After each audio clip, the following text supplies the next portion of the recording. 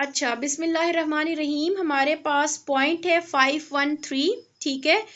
और इसमें सबसे पहला पॉइंट आपने देखना है कि skeletal and smooth muscles at the junction in the upper GIT are found in middle 1/3 of oesophagus, ठीक है। अब ये जो हमारे पास ईसोफेगस है, लेट सपोज हम इसको 3 पार्ट्स में डिवाइड करती हूँ, ठीक है। मैं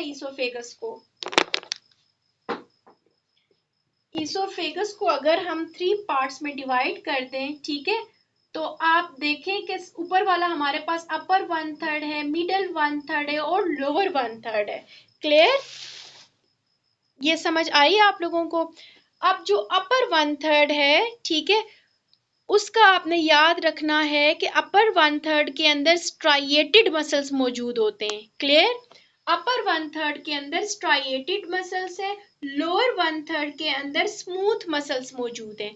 क्लियर? जबकि ये जो मिडल 1/3 है, इसके अंदर both the mixture of striated and smooth muscles. Am I clear? ये अगर आप इसोफेगस कंसीडर करते हो इसको, ठीक है, तो देखें कि जो अपर 1/3 है, इसके अंदर हमारे पास कौन से मसल्स हैं? स्ट्राइएटेड टाइप ऑफ मसल्स हैं। और लोअर 1/3 के अंदर स्मूथ मसल्स मौजूद हैं। क्लियर? ये जो मिडल 1/3 है, इसमें स्ट्राइएटेड भी आ जाते हैं और स्मूथ भी आ जाते हैं। डन? क्लियर? सीपीएसपी में आपका सवाल पूछा जाता है इस मिडल वाले का, कि मिडल 1/3 के अंदर कौन से टाइप के मसल्स हैं। So it is the mixture of both the striated and the smooth muscles. Clear? Done?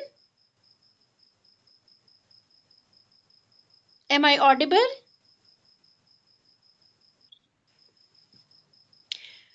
Okay. The next is arterial supply of esophagus.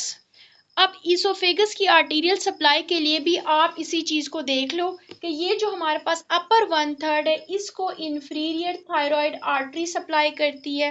Middle 1/3 को branches of descending thoracic aorta और lower 1/3 को left gastric artery supply कर रही है। Clear? अब आप ये जो ईसोफेगस है, इसकी ब्लड सप्लाई के लिए इसके लोकेशन को ही याद कर लो तो आपका एमसीक्यू ठीक हो जाएगा। अपर 1/3 ऑफ ईसोफेगस कहाँ लाई करता है? स्टमक में, थोरेक्स में, सॉरी। अपर 1/3 ऑफ ईसोफेगस कहाँ लाई करता है? थोरेक्स में लाई करता है ना बच्चों। डॉक्टर मीर आलम अपना माइक ऑफ कर दें।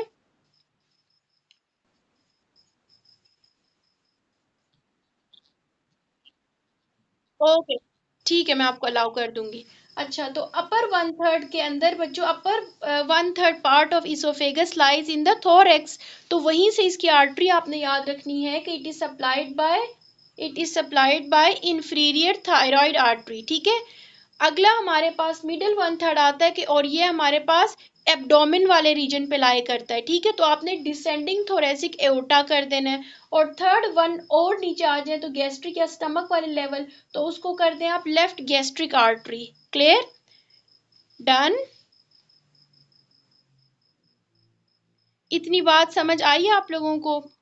और इसी तरह एक और सवाल पूछा जाता है जब पेशेंट को लेट सपोज हेमेटोमेसिस है, ठीक है, खून की उल्टियाँ, ठीक है, हेमेटोमेसिस है, तो हेमेटोमेसिस में जो ब्लीड आ रहा होता है वो किस आर्टरी की ब्लीड करने की वजह से आ रहा होता है? हेमेटोमेसिस की कॉज क्या है? तो बच्चों तब भी हमारे पास क्या, it is the left gastric artery. Clear? Left gastric artery की वजह से जो है पेशेंट को हेमेटोमेसिस होता है। डन?